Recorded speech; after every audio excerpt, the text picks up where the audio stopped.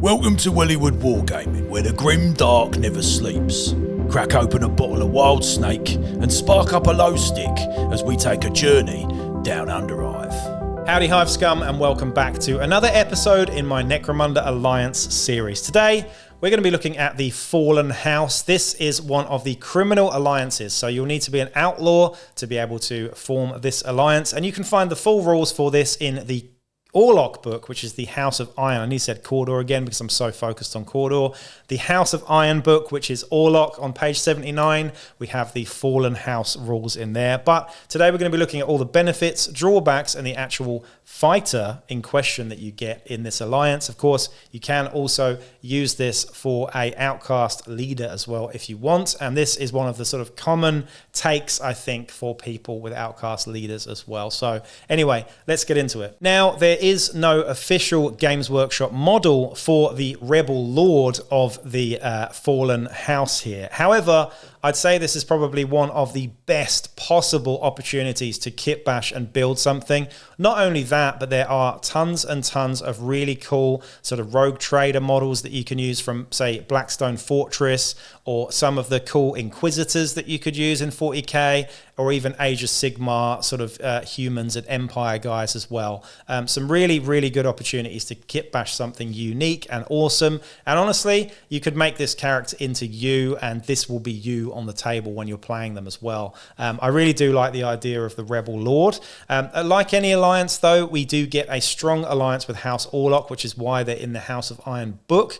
For some reason, House Orlok ally with the Fallen House here, which means that the first time you test your alliance, you don't have to worry about the outcome. You just get the disquiet result, which basically means nothing happens. Now, the main benefits for taking the Fallen House or Rebel Lord here, the first one is rebellion. So while the gang is allied with the Fallen House, if they win a battle against a law-abiding gang, because you have to be an outlaw to be able to play this alliance, if you win a game against a law-abiding gang, you gain an additional d6 times 10 credits, which is pretty nice.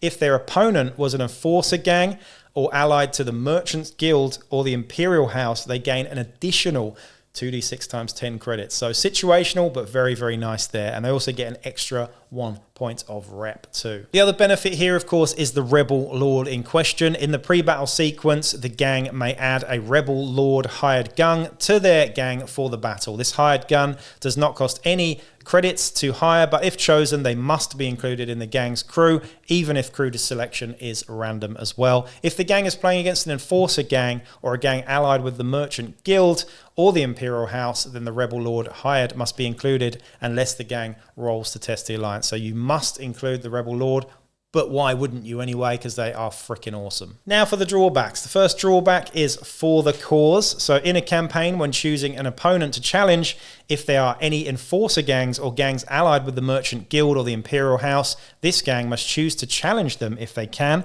Alternatively, the gang can choose to challenge any opponent, but if they do, they must test the alliance. Also, we have the Ancient Oaths as well. During post-battle sequence, the gang must give up d3 times 10 credits to the Fallen House. If the gang will not or cannot give this tithe to the Fallen House, you must test the alliance as well. So the drawbacks, not really that bad. d3 times 10, it's easy to come by. You can offset this by taking a fixer in your gang perhaps.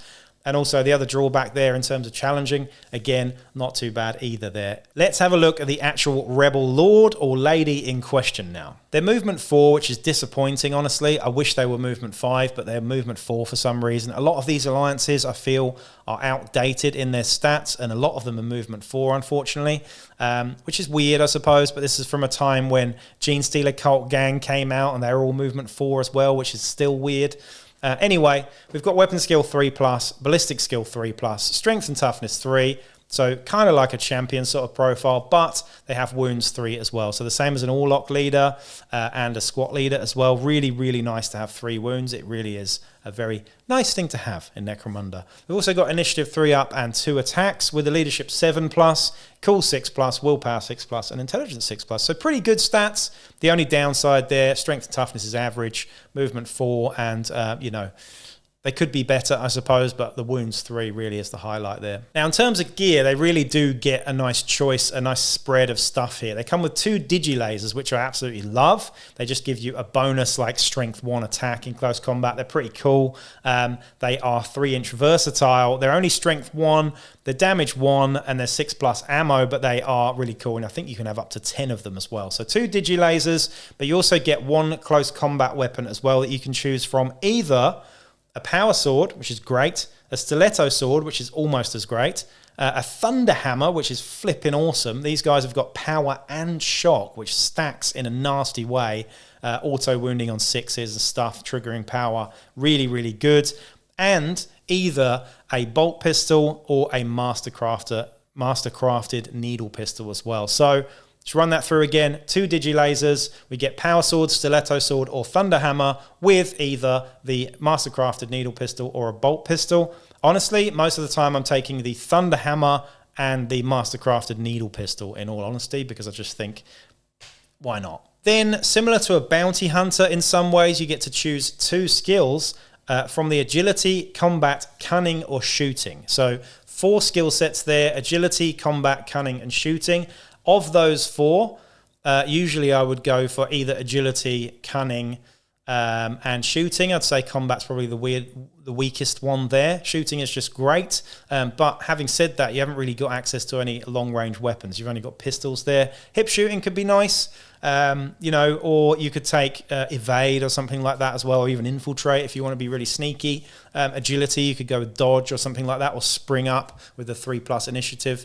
Lots to think about there, but yeah, 2 skills, very, very nice to have. For armor, they come with mesh armor and either a displacer field or a refractor field. Personally, I'm always going with the displacer field because even though, you're going to bounce around a little bit, it's a 4-up invul, and what's not to like about that? Thunder hammer, displacer field, these guys are pretty cool, especially with 2 extra skills as well. So that's the Rebel Lord stats-wise. So 2 extra skills, some really awesome weapons, some pretty decent stats all in all, especially with the 3 wounds.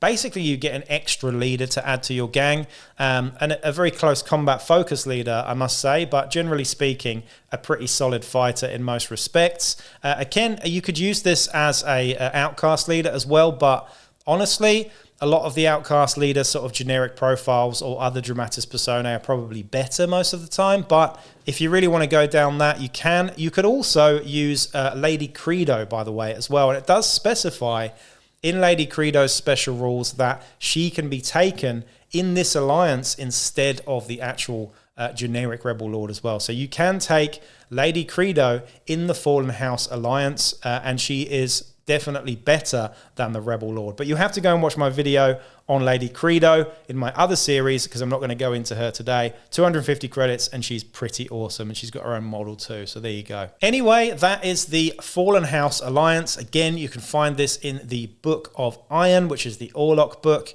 and again, you can use Lady Credo in this instance as well. So a pretty cool alliance, lots of fluff and flavor in this one, and the opportunity to kitbash and build and tell your own story in Necromunda to create a more immersive experience. Anyway, I hope you enjoyed this one. I'll be back with another video real soon. Peace out.